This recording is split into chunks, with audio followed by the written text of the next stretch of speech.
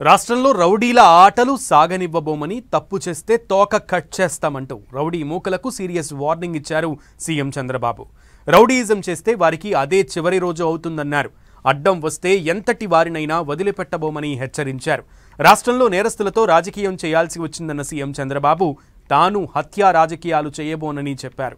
అభివృద్ధిని ఒక యజ్ఞంలా చేస్తారని చెప్పారు. కానీ అభివృద్ధి యజ్ఞాన్ని రాక్షసుల్లా అడ్డుకోవాలని చూస్తున్నారంటూ ఫైర్ అయ్యారు చంద్రబాబు.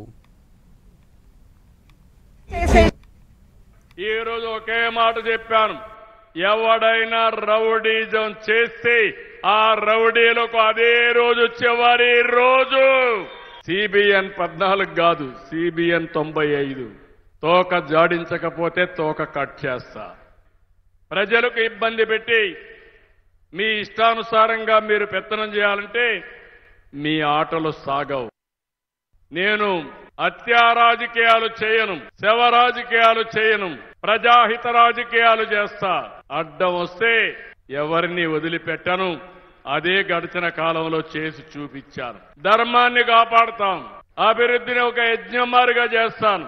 నేను యజ్ఞం మారిగా చేస్తా ఉంటే రాక్షసుల మారిగా వచ్చి మీకు ఆ ఫలితాలు రాకుండా భగ్నం చేయాలంటే దాన్ని కాపాడే బాధ్యత నా పైనుంది. ఎన్ని డ్రామాలు నా జీవితంలో ఎప్పుడు చూడలేదు. కోడికత్తి డ్రామా, కడానా కోడికత్తి డ్రామా కూడా నా మీద పెట్టే పరిస్థితి. గులకరాయి డ్రామా, ఆ గులకరాయి కూడా నా మీద పెట్టే పరిస్థితి. నేను ఎప్పుడు కూడా ఎవరి జోలుకు పోను. హత్యా రాజకీయాలు నమ్ముకున్న వ్యక్తిని కాను. నేను నేర్చుకున్నది అభివృద్ధి రాజకీయాలు నేర్చుకున్నా, ప్రజలకు చేసే సేవా రాజకీయాలు నేర్చుకున్నా. దానివల్లనే ముందుకు పోతా తప్ప వేరే విధంగా నేను ముందుకు పోను.